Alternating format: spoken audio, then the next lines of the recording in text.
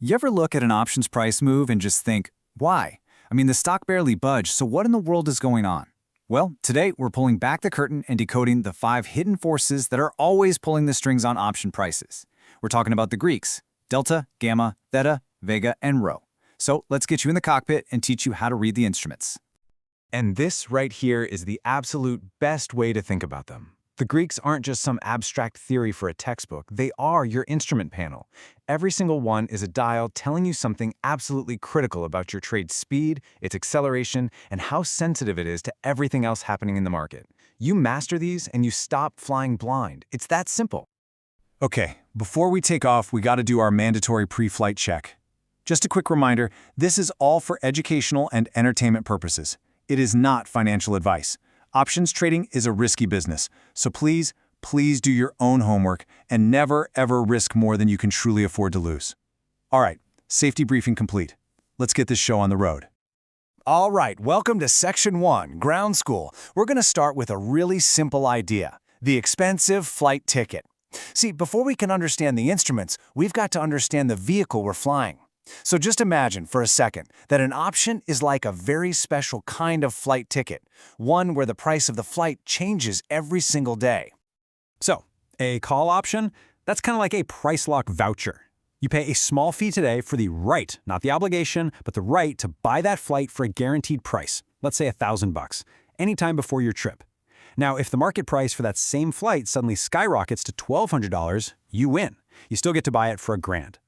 A put option, on the other hand, is like your refund protection. You pay a little fee for the right to sell your ticket back for that same $1,000. If the flight's market price totally tanks down to $700, well, that protection you bought is suddenly worth a whole lot of money. And this brings us to what is maybe the most crucial distinction of all. The buyer, the person who is long the option, pays a premium for a right. They have zero obligation. They bought the voucher or they bought the protection. The seller, who is short, is on the other side. They collect that premium, but in exchange, they take on an obligation. They might get forced to sell you a cheap ticket when prices are high or buy an expensive one when prices have crashed.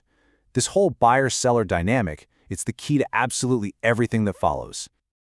Okay, ground school is officially over. Time to move on to Section 2, Learning the Dials, where we meet the 5 Greeks. We're stepping into the cockpit now to learn our 5 main instruments. Each one is going to tell us something totally unique about the forces acting on our flight ticket's value. First up is the big one, delta. Think of this as your speedometer. It's the most straightforward dial on the whole panel. It tells you exactly how fast your options price is changing compared to the underlying stock. For every single dollar the stock moves, delta tells you precisely how many cents your options price is going to move. But here's the cool part. Delta isn't static. It moves. It's got a range from 0 to 1.00 for calls and 0 down to negative 1.00 for puts. An option that's right at the money usually has a delta around 0.50. That means it moves about 50 cents for every dollar the stock moves. But as that option gets deeper and deeper in the money, its delta starts climbing towards 1.00, and it begins to act almost exactly like holding 100 shares of the stock itself. So what does this all mean for you, the trader? Well, if you're an option buyer, you are long speed. You want the stock to move and move in your favor. If you're a seller, you're short speed. Any move that goes against you is going to hit your position, and delta tells you by how much. Okay, so if delta is your speed, what happens when you step on the gas? You know, when that speed itself starts to change. Well, that brings us to our next dial, gamma.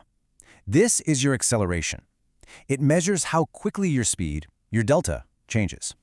And the best way to think about gamma is to picture a trampoline. Think about it. Right in the center of the trampoline, that's at the money. That's where you get the most bounce, right? That's where gamma is the highest. A small move in the stock price can cause a huge change in your delta. But, and this is a big but, there's a catch. Positions that have that awesome high gamma, that incredible acceleration potential, they almost always come with a ton of time decay. And this sets up a really clear risk profile. Option buyers are long acceleration.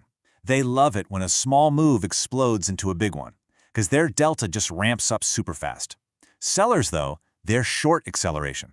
And that makes them really vulnerable to these sudden, short moves, where losses can start to snowball as delta moves against them faster and faster and faster. And that leads us perfectly to Theta, which is probably the most relentless, unstoppable force in the world of options. The best analogy I've ever heard, think of it as a melting ice cream cone. Every single day, whether the stock moves up, down, or sideways, a little bit of your option's value just drips away. That drip, that's Theta. And just like an ice cream cone on a hot summer day, the melt isn't a straight line. It starts off slow, but then it gets faster and faster and faster as you get closer to that expiration date. And where does it melt the most? Right at the money, of course, because those options have the most maybe value to lose. This is exactly why you can be totally right about a stock's direction, but if it takes too long to get there, Theta can just eat up all your profits. So who wins and who loses here? It's actually really simple. Buyers are always paying for time, which means they have negative Theta. The clock is their #1 enemy. Sellers, on the other hand, are the ones collecting that daily melt. They have positive Theta. For them, every single day the stock just sits there and does nothing is a small victory. Next up, let's talk about Vega. Now this one's a little different. It's not about what the stock is doing right now, it's about what the market thinks it might do tomorrow. And the perfect analogy here is an umbrella shop. When the weather forecast calls for a massive storm, what happens to the price of umbrellas? It goes way up, right? That's Vega at work. So, Vega measures how much your option's price changes when this forecast of jumpiness, what we call implied volatility, goes up or down by 1%. Now, think about what happens after a big event, like an earnings report. The storm is past, the forecast is calm again, and the price of umbrellas crashes. This is the famous IV crush, and it can absolutely hammer an option's value, even if the stock price moved in your favor. So option buyers are long Vega. You can think of them as the umbrella shop owner who's hoping and praying for a stormy forecast. A big rise in implied volatility really helps their position. The sellers, well, they're short Vega. They're the ones who benefit from the calm after the storm, when that IV crush happens and the value of the options they sold just deflates. And finally, we've got Rho. Honestly, think of this one as the tide. It's slow, it's subtle, you barely notice it. It measures how sensitive an option is to interest rates. It really only becomes a noticeable factor for options that are way out, like a year or more. For the most part, you can just think of it this way. Higher interest rates make holding cash a little more attractive, which can subtly nudge up the value of call options over the long run. Okay, so we've learned all the individual dials on our instrument panel. Now let's get to Section 3, Simulation. This is where we learn to read a position's signature. We're going to see how all these dials work together because every single option strategy has its own unique signature, a very specific mix of long and short exposures to these 5 forces. Just take a look at how this plays out. A simple long call, right? It's got positive delta and positive gamma, but look, it's got negative theta. That means it wants the stock to go up, and it wants it to go up fast because time is literally working against it. Now look over to covered call. By selling that call against your stock, you completely flip your gamma and Vega to negative. Now you're actually hoping for a quiet, boring market where you can just sit back and collect that sweet faded decay. You see, every strategy is a deliberate choice about which forces you want fighting for you. Let's make this super real for a second. What happens if the stock moves up $2 but nothing else changes? Well, your profit or loss is going to be driven almost entirely by delta and gamma. What if the stock price goes nowhere but volatility suddenly spikes ahead of a big announcement? That's a pure Vega play. Great for buyers, terrible for sellers. And what if absolutely nothing happens for 3 days straight? The only thing that changed was the calendar. Your P&L is simply 3 days worth of theta decay, gone forever. Knowing this stuff helps you avoid all those common traps, like being right on a stock's direction but still somehow losing money because Theta and Vega were secretly working against you the whole time. So here it is, your pre-flight checklist. Before you place any trade, just ask yourself these questions. Am I long or short delta, gamma, theta, and Vega? Do I want this thing to move or do I want it to be quiet? Am I paying for time or am I collecting it? And is there a storm, a big known event on the calendar? And that really is the heart of it.